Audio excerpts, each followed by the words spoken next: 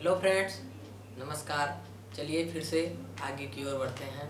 आपको हम आज फिर से बताएंगे प्रेजेंट टेंस के प्रेजेंट इंडेफिनिट पार्ट के बारे में। तो हमने पहले दो पार्ट बता दिया है, अफर्मेटिव और नेगेटिव। अब आइए बात करते हैं इंट्रोगेटिव की ओर। तो इंट्रोगेटिव वाक्य का भी हम अनुवाद उसी तरह से करते हैं, डू डज प्रयोग करते हैं।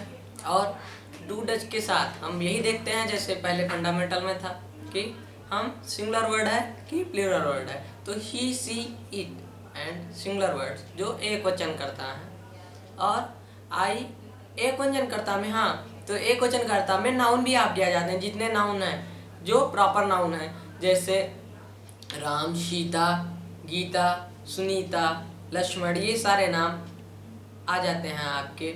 वर्षा और ये जितने भी नाम हैं ये सारे नाम आपके आ जाते हैं सिंगुलर वर्ड में। प्लूरल में अब आइए देखते हैं आई, बी, यू, दे, ये सारे वर्ड्स हैं, और जो प्लूरल वर्ड्स हैं उन सब में आपका लगता है डू।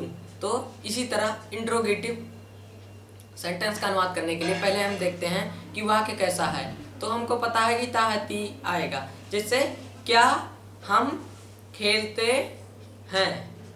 तो इससे हमें बोध होता है कि क्या हम खेलते हैं, प्रश्न पूछने का कार्य किया जा रहा है।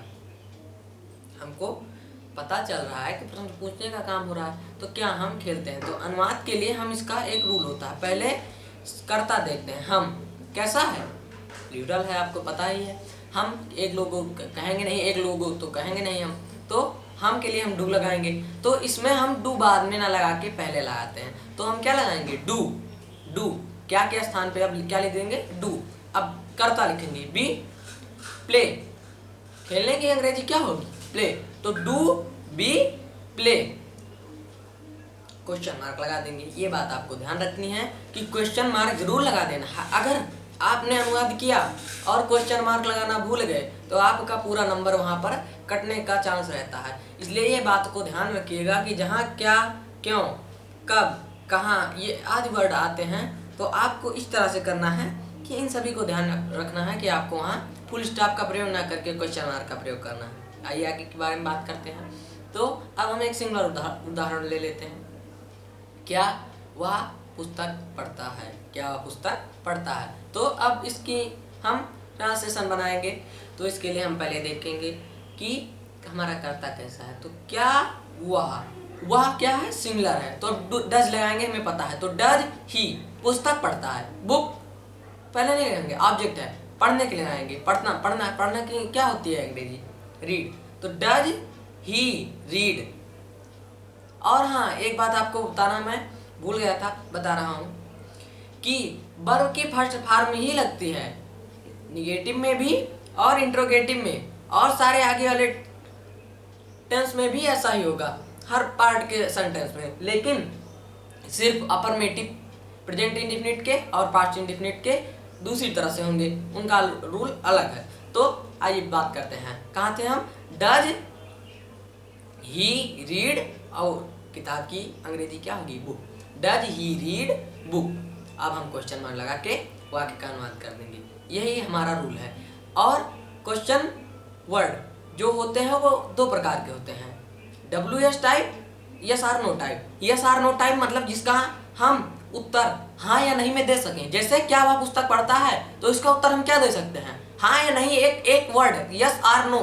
We can answer in one word, yes or no. हम हाँ या नहीं में आंसर इसका दे सकते हैं। जैसे क्या वह पुस्तक पढ़ता है, तो हम कह देंगे अगर पढ़ता होगा तो हाँ, नहीं पढ़ता होगा नहीं। तो ये हमारा यस आर नो टाइप होगा। एक और होता है WH टाइप। WH टाइप कुछ होता नहीं है, आपको हम बताते हैं। WH को अलग अलग कर लेते हैं। W से 3 वर्ड बनते हैं, हु, हुज, हूँ। और H से हाउ, हाउ, और सारे वर्ड्स बनते हैं। और W से एक वर्ड और बनता है, व्हाट, वेयर, व्हेन। और H से तो हमने बताया ही, हाउ, हाउएवर आदि वर्ड्स बनते हैं। तो ये WH होगा। WH का हम अनुवाद करते समय आइए बताते हैं कौन सी सावधानियां बरतते हैं। यदि WH है, वह क्यों पढ़ता है, तो अब देखिए यहाँ क्या पहले नहीं आया, यहाँ क्यों आया, वह क्यों पढ़ता है। क्योंकि अंग्रेजी क्या होती है व्हाई, तो इससे हमें पता चलता है WH आ गया। तो इसके लिए हम क्या करते हैं, पहले हम कर्ता नहीं लिखते हैं, पहले हम WH वर्ड की अंग्रेजी लिखते हैं व्हाई। अब डू डज तो हमें लगाना ही है, क्या नहीं है फिर भी हमें डू डज लगाना है। तो व्हाई डू, व्हाई डू।